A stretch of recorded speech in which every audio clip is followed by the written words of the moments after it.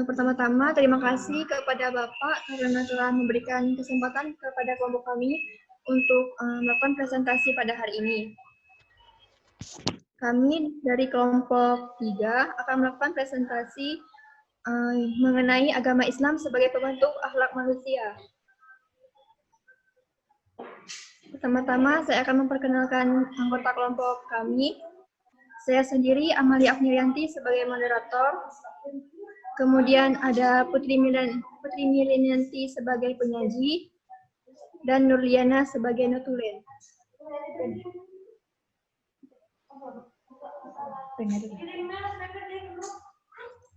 Baiklah, langsung saja saya serahkan kepada penyaji untuk memulai presentasinya.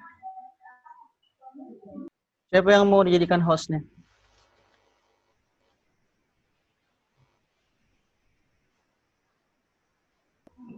Nurliana, Pak. Nurliana. Mohon maaf, Pak.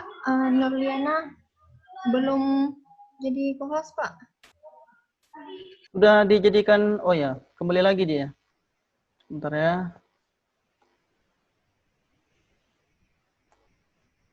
Ya, silakan. Kenapa belum dimulai, Nurliana? Waktu kita cuma 45 menit.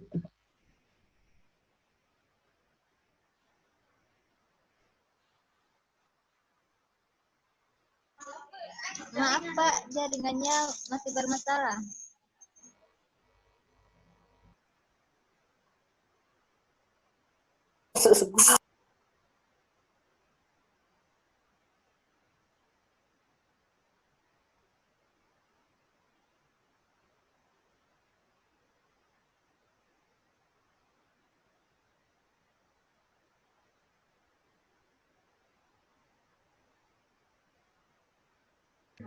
Baiklah, kepada Saudari Putri, kami persilakan.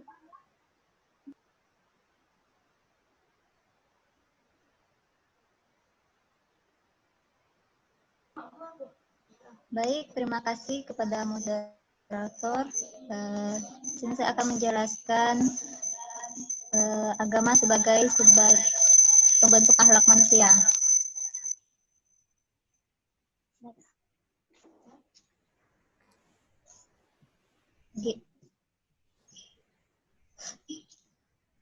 Selalu.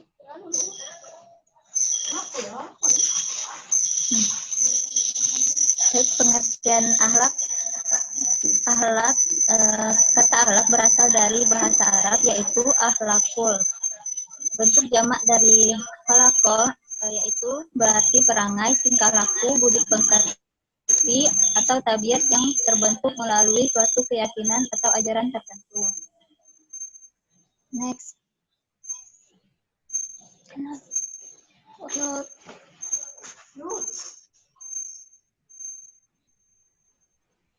Etika, moral, dan akhlak. Perbedaan akhlak, moral, dan etika dapat dilihat dari standar penentuan. Yang pertama, standar baik dan buruk akhlak adalah berdasarkan Al-Quran dan Sunnah Rasul.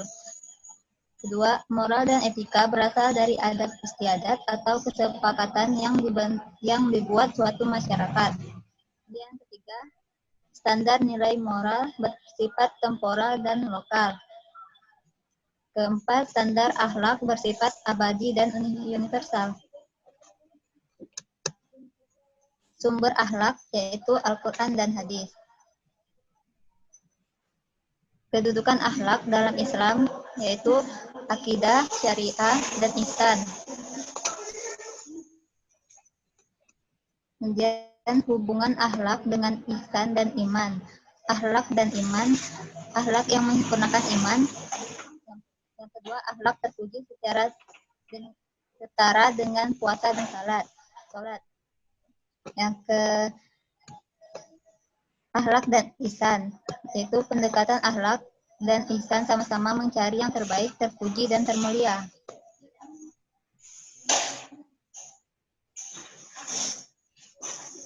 Terima kasih. Baiklah, mungkin itu saja presentasi dari kelompok kami. Untuk selanjutnya kami membuka sesi tanya jawab. Kepada teman-teman yang ingin bertanya, kami persilakan. Saya izin bertanya. Tolong dikembalikan hostnya kepada saya.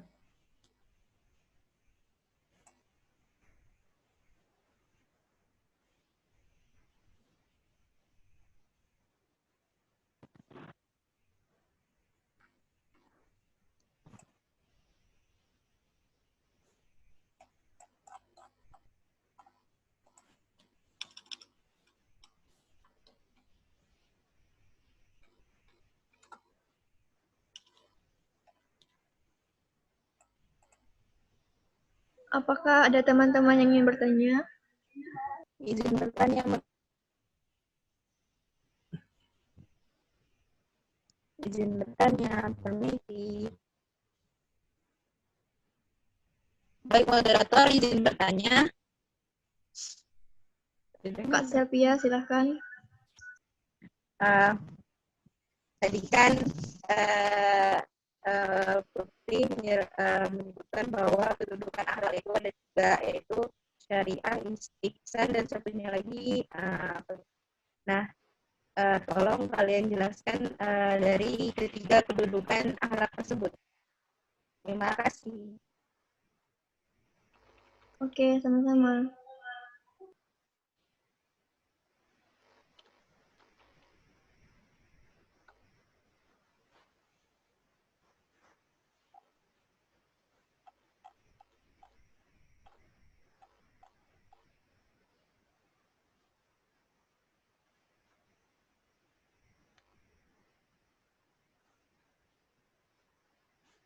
Baiklah, untuk pertanyaan Kak Selvia akan langsung kami jawab, yaitu oleh teman saya, Saudari Putri. Pada Putri kami persilakan.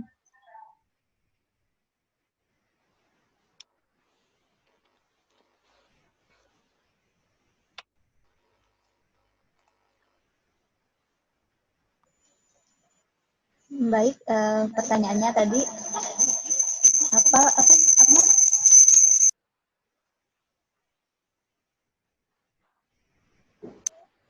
apa maksud dari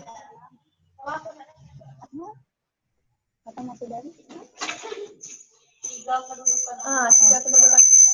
Apa maksud dari tiga kedudukan? Jadi yang pertama akidah, yaitu meliputi keenam macam rukun iman dengan kewajiban beriman kepada Allah, malaikat-malaikatnya, kitab-kitabnya, rasul-rasulnya, hari akhirnya, dan qadar baik dan buruk yang telah ditentukannya. Yang kedua, syariah, yaitu meliputi pengabdian hamba terhadap Tuhannya yang dapat dilihat pada rukun Islam yang kelima, dan muamalah juga termasuk masalah syariah.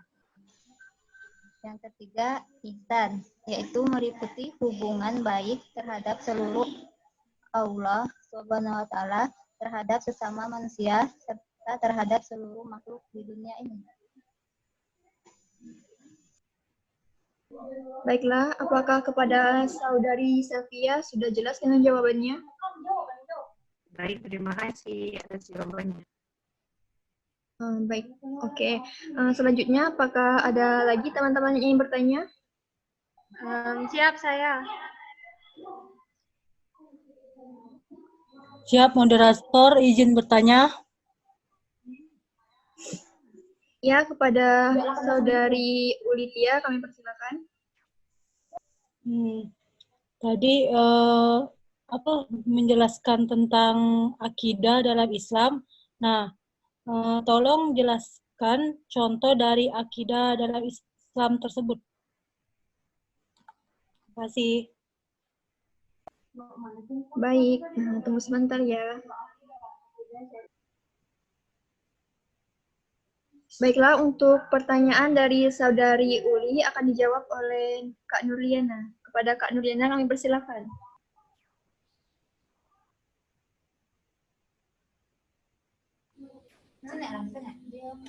Nah, contoh akidah dalam Islam. Yang pertama, beriman kepada Allah Subhanahu wa taala dan sifat-sifatnya dengan cara menerima dan meyakini sesuai dengan apa yang tertulis dalam Al-Qur'an dan As-Sunnah atau hadis. Yang kedua, melakukan 6 rukun iman dalam kehidupan sesuai dengan ajaran Islam dengan melakukan perintah Allah dan menjauhi larangannya. Yang ketiga, saling menghormati dan menyayangi sesama anggota keluarga dan masyarakat sesuai ajaran Islam.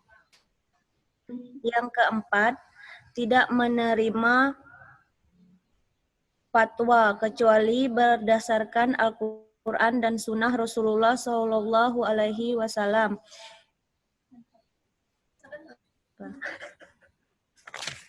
Baik, mungkin itu saja jawaban dari pertanyaan Saudari Uli. Apakah sudah jelas?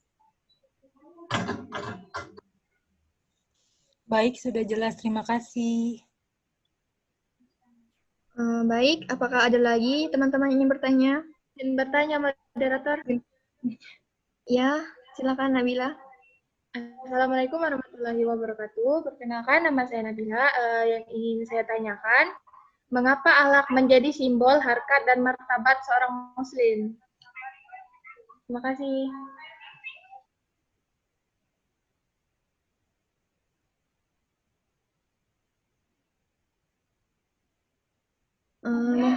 Baik, mohon menunggu pada Kak Nabila. Itulah apa tuh? Enggak, Citat. Enggak apa. Tentang perbedaan konsep antara ya. Baik, ini tinggal 10 menit ya. Yang Zoom ini. Nanti saya kirim ulang ya. Untuk pertemuan ini nanti disambung ke 40 menit. Karena ini bukan yang bukan yang berbayar, yang gratis, maka terbatas 40 menit. Jadi nanti saya kirim lagi ke WA-nya untuk lanjutan dari ini nanti ya, sampai selesai. Silakan dijawab kalau sudah dapat jawabannya. Mengapa akhlak menjadi simbol harkat dan martabat seorang muslim? Baiklah, jawabannya adalah dalam kehidupan manusia memiliki harkat dan martabatnya sebagai manusia yang diciptakan dengan berbagai kelebihan dan kesempurnaan. Sebenarnya harkat sendiri itu memiliki pengertian, yaitu sesuatu yang harus dijaga dan tidak boleh mati kebenarannya, yang akhirnya melahirkan martabat. Kemudian martabatlah yang membuat segala menjadi terhormat. Mungkin itu saja jawaban dari kelompok kami. Apakah Saudari Nabila sudah paham? Ya, terima kasih kepada Amel atas jawabannya. Baik, kepada teman-teman, apakah ada lagi yang ingin bertanya? Izin bertanya, moderator. Baiklah, kepada Saudari Marlina, kami persilakan. Perkenalkan, nama saya Marlina. Di dalam kehidupan kita biasanya ada nih orang yang sholatnya udah rajin, ngajinya juga udah rajin, kekajian tiap kekajiannya itu rajin, tapi dia masih suka ngegibah, masih suka julid, masih suka ngomongin orang, dalam artian akhlaknya dia itu belum bagus. Nah, menurut kalian bagaimana cara atau tips untuk mengimbangi ketaatan kita kepada Allah itu bagus dan akhlak kita itu juga baik? Mungkin itu saja. Terima kasih.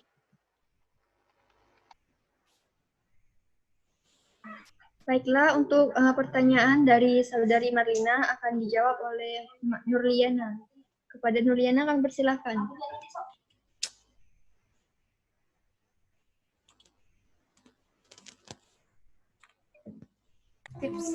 Pertanyaannya, tips bagaimana cara meningkatkan akhlak yang baik? Menurut kelompok kami, menjauhi lingkungan buruk dan pergaulan yang buruk, introspeksi diri, berbaik sangka kepada orang, dan bukan hanya menaati syariatnya saja, tapi juga menjauhi larangannya.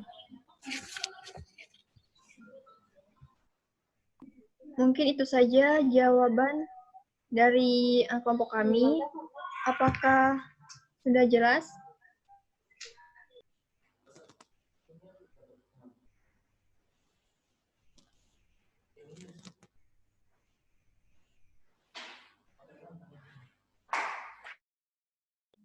Kepada saudari Malina, apakah sudah jelas? Assalamualaikum warahmatullahi wabarakatuh. Saya ucapkan terima kasih kepada kelompok 3 yang sudah menyerahkan makalahnya. Dan pada kesempatan sore hari ini saya akan menjelaskan pembahasan terkait dengan pertanyaan-pertanyaan yang telah ditanyakan oleh mahasiswa tadi waktu presentasi. Dan saya mohon maaf tadi karena Zoom yang kedua tidak sempat direkam, maka saya akan merekam ulang penjelasan terkait dengan makalah yang telah disampaikan. Judulnya adalah Agama Islam sebagai Pembentuk Akhlak Manusia. Di sini saya telah mewarnai ada beberapa kesalahan dalam penulisan makalah, di antaranya yang berwarna kuning ini. Dan sungguh sangat menarik pembahasan dalam makalah ini terkait dengan bahwa agama Islam sebagai agama yang bisa membentuk akhlak manusia, sebagaimana Allah Subhanahu wa taala berfirman dalam surat Al-Ahzab ayat 21 yang berbunyi laqad kana fi rasulillahi uswatun hasanah. Sesungguhnya telah ada dalam diri Rasulullah itu suri tauladan yang baik. Maka manusia terbaik bahkan pernah dituliskan dalam buku Guinness Record, bahkan yang manusia bukan orang Islam tapi orang non Muslim, bahwa Nabi kita Muhammad Rasulullah SAW adalah orang nomor 1 yang patut dijadikan teladan. Maka kalau kita ingin mengambil teladan yang terbaik, maka kita ambillah teladan dari Nabi kita Rasulullah SAW, baik dalam kehidupan keluarga beliau, baik dalam kehidupan kepemimpinan beliau, dalam kehidupan keseharian beliau, dan seluruh aspek kehidupan. Nah, ini juga ada kesalahan dalam penulisan. Nah, di sini ada beberapa pendapat tentang pengertian akhlak. Nah, biasanya kalau kita dalam makalah mencantumkan beberapa pendapat terkait dengan sebuah tema atau judul, maka baiknya dari ketiga penjelasan ini kita ambil kesimpulan atau pendapat menurut penulis. Nah, di bawah sini. Nah, itu yang akan lebih baik makalahnya. Baik, perbedaan antara akhlak, moral serta etika. Akhlak ini lebih cenderung kepada sikap dan perangai. Nah, sedangkan moral itu lebih kepada adat kebiasaan yang terbentuk di suatu tempat atau di suatu daerah. Yang mana biasanya kalau moral itu bersumber dari adat kebiasaan yang kalau dilanggar maka akan ada sanksi moral. Etika ini juga mirip dengan moral, karena dia juga artinya watak kesusilaan atau adat, yang mana ini lebih cenderung kepada ilmu yang mempelajari mana yang baik dan mana yang buruk terkait dengan akhlak dan etika. Nah, ini akhlak itu sumber utamanya adalah dari Al-Quran dan hadis. Nah, akhlak ini dia sifatnya universal, tidak mengkhusus kepada sebuah daerah tertentu, akan tapi akhlak itu sifatnya universal, menyeluruh. Nah, sedangkan moral dia hanya berlaku di sebuah daerah, sebuah tempat, karena dia tergantung oleh adat istiadat atau kesepakatan yang dibuat oleh manusia. Nah, ini ada kesalahan penulisan syariat. Syariat ini tanda petiknya satu saja. Baik, sumber-sumber akhlak itu yang paling utama Al-Quran dan tentunya hadis. Nah, di sini ada firman Allah Subhanahu wa taala dalam surah Asy-Syu'ara ayat 137, "In hadza illa khuluqul awwalin." Sesungguhnya ini adalah hanyalah akhlak kelakuan orang-orang zaman dahulu.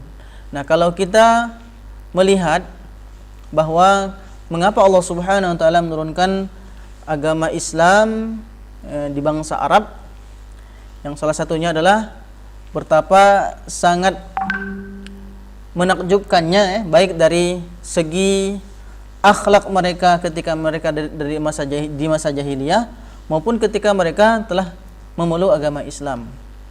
Nah, di antaranya ada budaya-budaya yang merupakan bagian dari akhlak orang-orang di zaman jahiliyah yang merupakan akhlak yang buruk, akhlak yang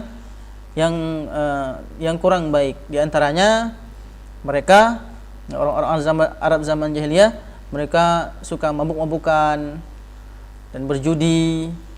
Bahkan sebelum minuman keras atau khamr diharamkan itu masih ada para sahabat Nabi yang kemudian sebelum sholat itu meminum minuman keras, yang sehingga kemudian menyebabkan kesalahan dalam sholat sampai menambah rakaat sholat. Mereka juga akhlak yang buruknya berbangga dengan nasab, bangga dengan keturunan. Kalau melihat orang lain dari keturunan orang yang tidak baik, mereka mencelanya. Salah satu akhlak yang buruk.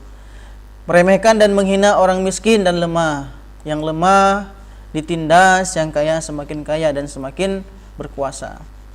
Bahkan mereka memiliki akhlak, sifat yang tidak baik. Salah satunya adalah yaitu membunuh anak perempuan.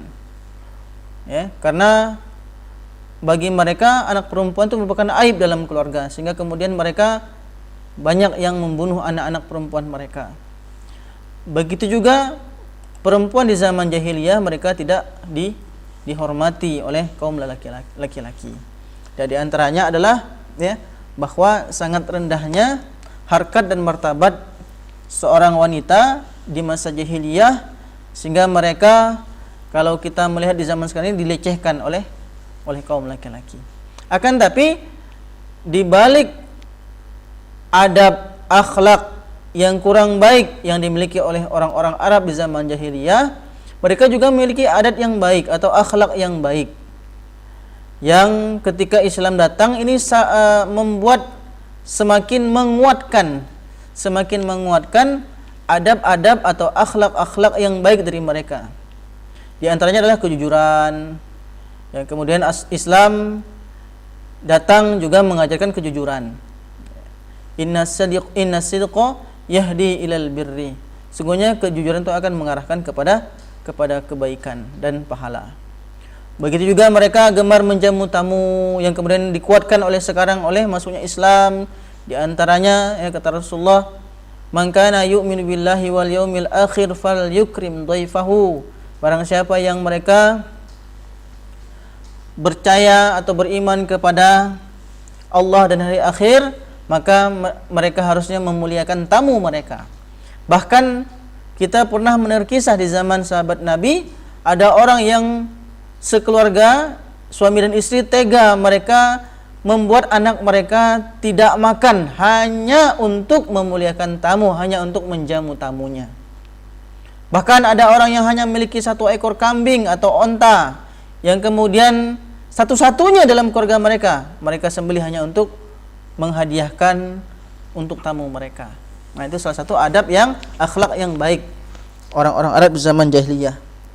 Kemudian mereka adalah orang yang memegang janji, menghormati orang yang meminta perlindungan dan bersedia melindunginya, walaupun dengan darah mereka, dengan harta mereka.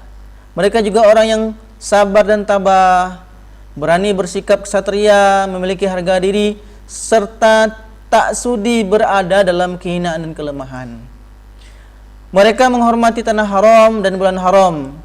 Sebagaimana kita ketahui bahwa di bulan haram ini orang-orang Arab zaman jahiliyah mereka dilarang untuk berperang. Minha arba'atun hurum, kata Allah.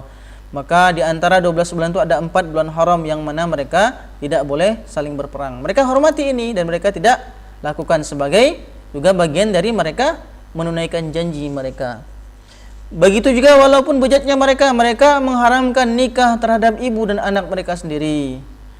Mereka juga kebiasaan mereka melakukan mandi junub, senantiasa melakukan istinsyak, yaitu memasukkan air ke dalam hidung kemudian mengeluarkannya, membersihkan hidung, bersiwak dan beristinja.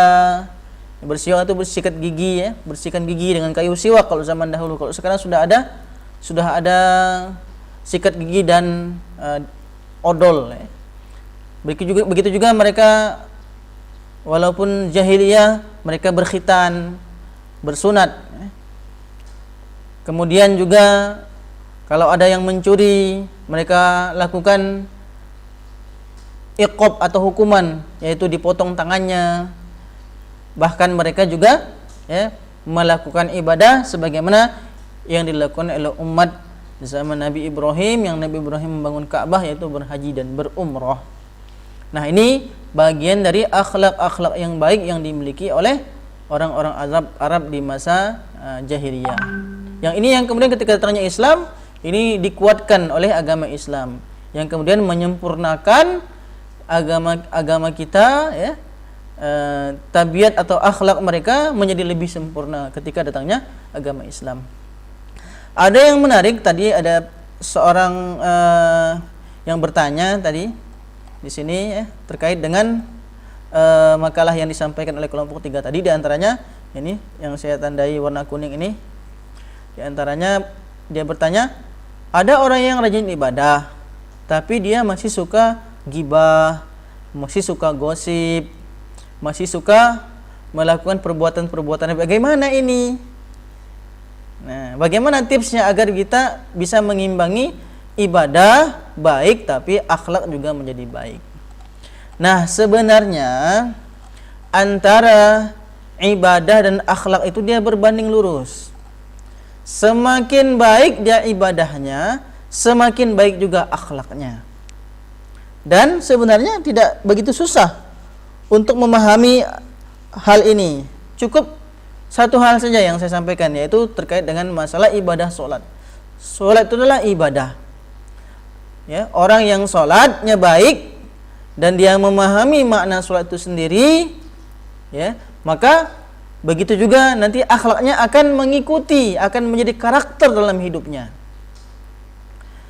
Kenapa? Karena Allah Subhanahu wa taala telah berfirman bahwa janji Allah Subhanahu wa taala terhadap orang yang dia melakukan ibadah salat ini. Kata Allah, "Innas salata tanha 'anil fakhsya wal munkar." Sesungguhnya salat itu bisa mencegah diri kita dari perbuatan keji dan mungkar. Nah, bahasa Indonesia keji dan mungkar, tapi kalau terjemahkan dalam bahasa Indonesia, fakhsya itu adalah perbuatan yang bersumber dari hawa nafsu yang merugikan diri sendiri. Contohnya apa? Contohnya suka menghina orang lain, suka melecehkan orang lain, membentak orang lain, mengata-ngatain orang lain, dan lain sebagainya. Pornografi itu bagian dari perbuatan fakhsya. Jadi, apa hubungannya antara ibadah dengan akhlak? Kalau ada orang yang dia ibadah sholatnya baik, sesungguhnya akan tercermin oleh akhlak yang baik. Maka seharusnya orang yang dari sholatnya baik, maka akan juga berakhlak yang baik dan akan terhindar dari perbuatan fakhsya yang saya sebutkan tadi. Bagaimana kalau orang dia STMJ, sholat terus maksiat jalan, sholat lakukan tapi masih suka menggosip, masih suka menggibah dan lain sebagainya? Artinya ada yang salah dengan ibadah sholat yang dia lakukan. Nah, itu saja hubungannya. Tipsnya, bagaimana caranya agar kita ibadah baik dan akhlak jadi baik? Yaitu kita harus memahami bahwa sesungguhnya ibadah yang kita lakukan akan membentuk karakter dalam diri kita. Dan begitu juga ketika Allah mengatakan bahwa sholat itu bisa mencegah dari perbuatan mungkar. Perbuatan mungkar adalah perbuatan yang bersumber dari nafsu perut, hawa nafsu, yang tidak hanya merugikan diri sendiri tapi juga merugikan orang lain. Contohnya apa?